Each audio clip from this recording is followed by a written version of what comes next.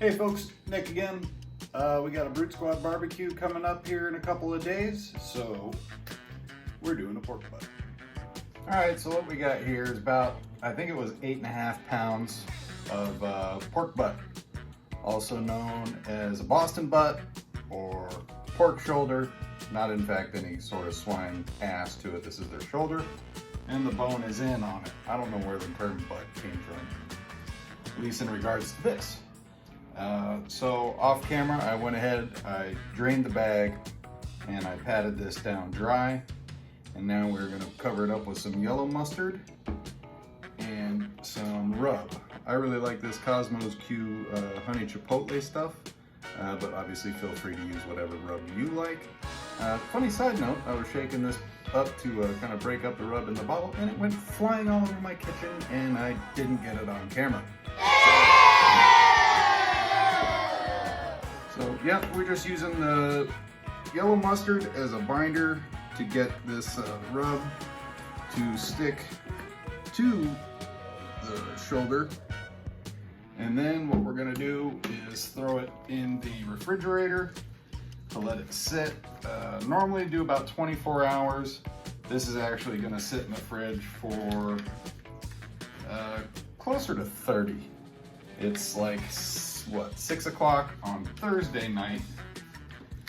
Barbecue is Saturday afternoon.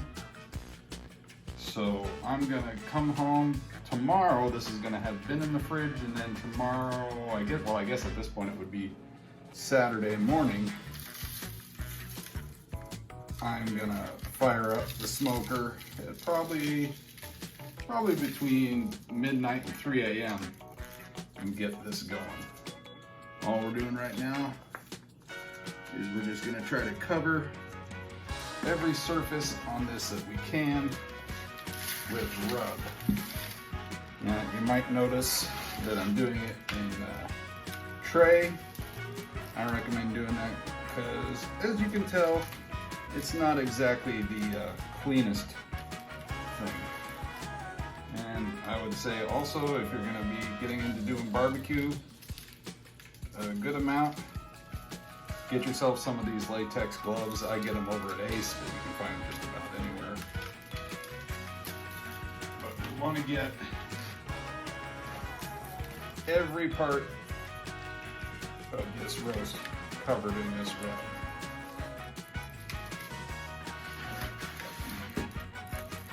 And try not to make a mess as we're doing it. Funny, you might notice this lid is blue. That's because it's actually a lid, not a foil pan. It's a lid for a foil pan. I already used the foil pan, but this was just sitting there in my cabinet. And for what we're doing here, it'll work just fine.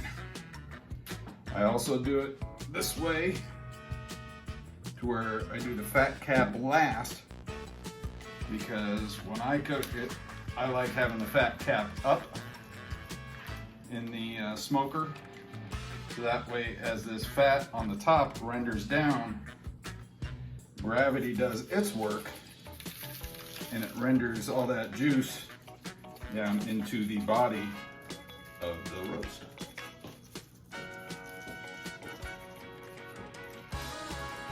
Had Sugar at the window here a minute ago trying to see what was going on.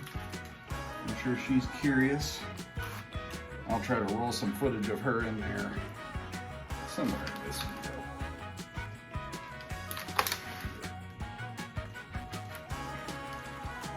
But for right now, what we're gonna do is cover this bad boy up, throw it in the fridge, and get it on the smoker. I'll see you guys in about 30 hours. Okay, so the grill is heated up. Took the pork butt out. We're gonna throw it in the grill now. It's 225 degrees. It's going to be in there for a long time. I've got some probes ready to go. I've got a water tray. You can't really see inside the grill, just to keep some moisture in the air in the cooking chamber. We're just going to get this thing ready. So let's open it up.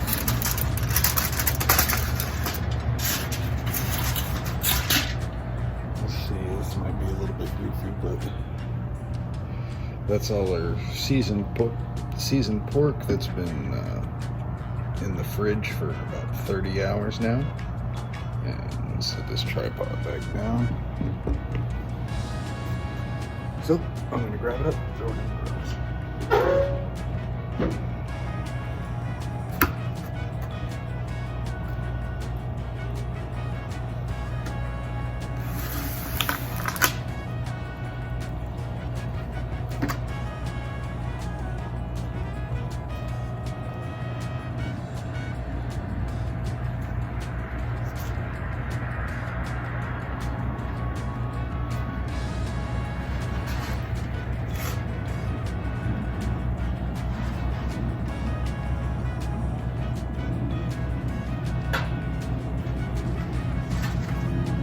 There is a very specific way that I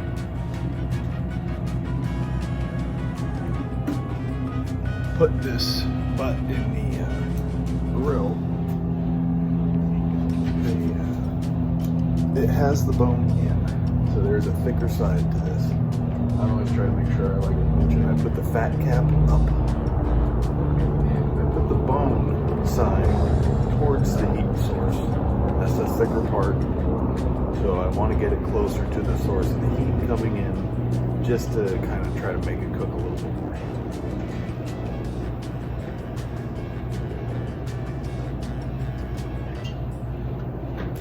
And that's it. I use 2 probes.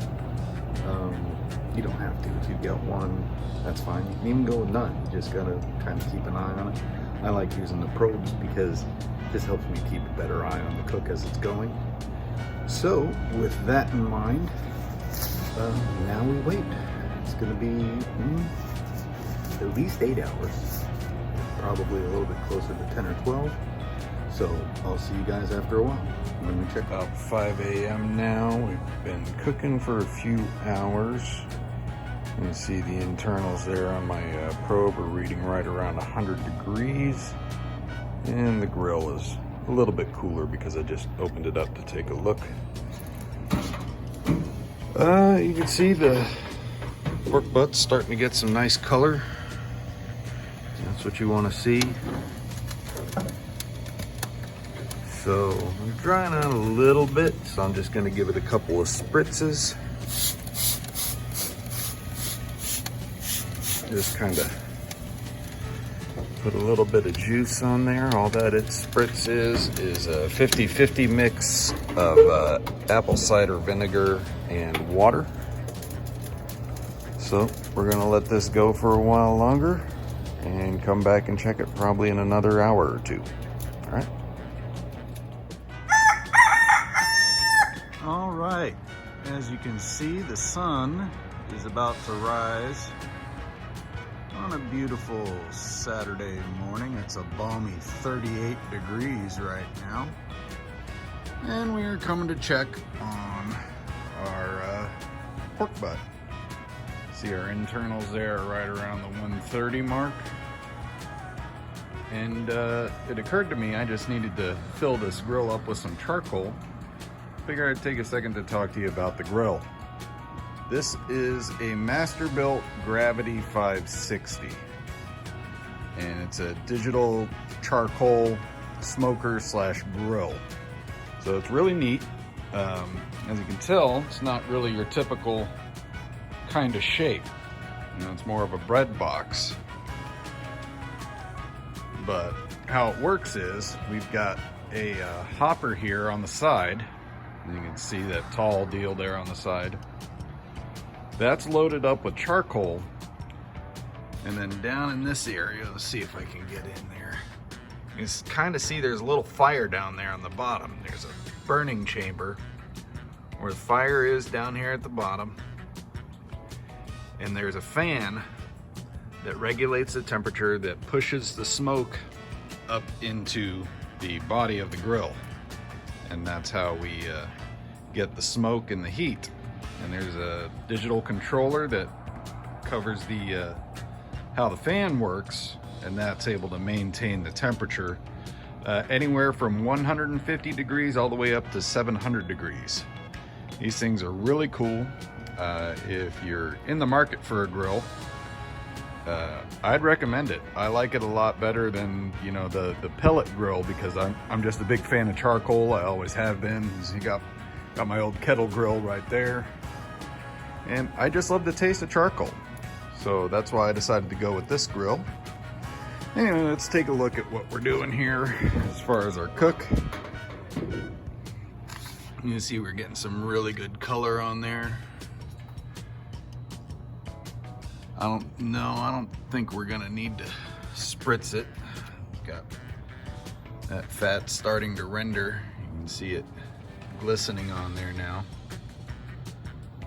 So we're just gonna close it back up and let it hang out for a while. You can see, like I said, we're at about 130 on the internals. We're gonna take that all the way up to about 163. And once it's at 163 or so, right around well, really it's 150 to 160, is where it's called the stall, and it'll start taking longer to cook. So what we're gonna do at that point is we're gonna wrap it up in foil and put it back in there, push it through the stall, and we're gonna take it all the way up to 203 degrees, and we should be done at that point. All right, we're gonna come back and check it after a while. Okay, so it is about, it's just a bit before 11 a.m. now. It's finally getting warm up, short sleeves. And we are stalled out at 151 degrees internal. We've been there for about 45 minutes or so. So we're gonna go ahead and we're gonna take this out of the smoker, and we're gonna go ahead and wrap it up.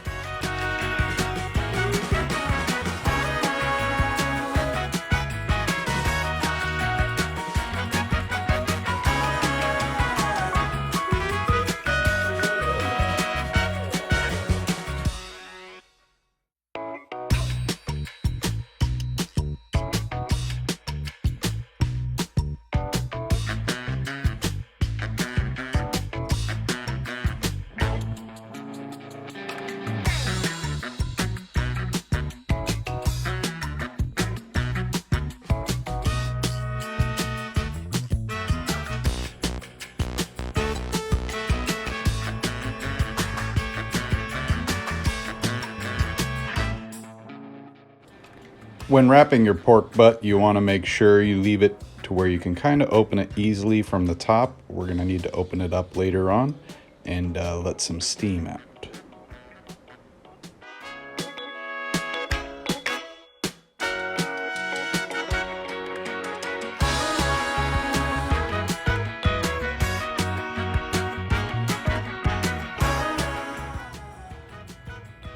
Okay, we are back. It's about 2:30 in the afternoon now. You know, the grills, the probes that I've had in here have gotten it to right at where we want it. It's a couple degrees shy. But the biggest thing is our thermopen here is, you know, it's showing like 195. It's a little bit lower than we want to be. You know, but it's not always necessarily about the temperature. I've said it, you know, a few times.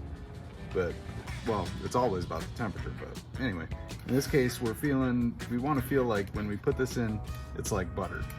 And we're not meeting much resistance. There's a little bit, but I'm also going to be letting this rest in a cooler wrapped up for a couple hours. So there's going to be some carryover heat going, and that should get us right to where we want to be by the time it's time to eat. So I mentioned earlier, you want to make it to where you can actually open this foil up, and that's so you can kind of let some of the steam that's going to be in here escape before you put it in a cooler. That's what I'm going to do right now. Kind of get a look at this as I open it up.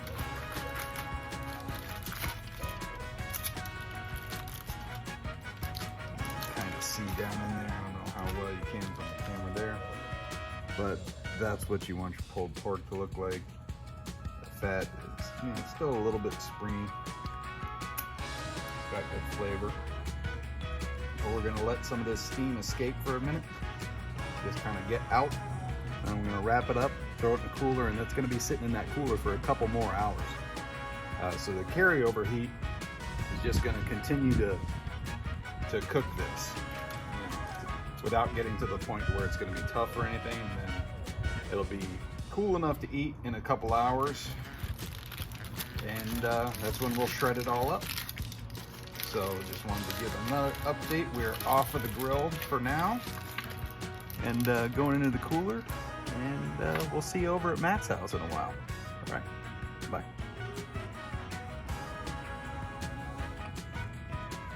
Got a dog begging for barbecue. Is that what we got going on here? Got a puppy who wants some barbecue.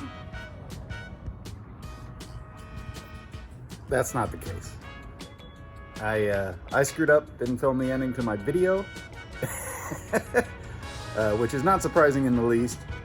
But you know, the only thing I could say as far as your particular cook, if you're done and you can pull that bone clean out of the barbecue, you're good.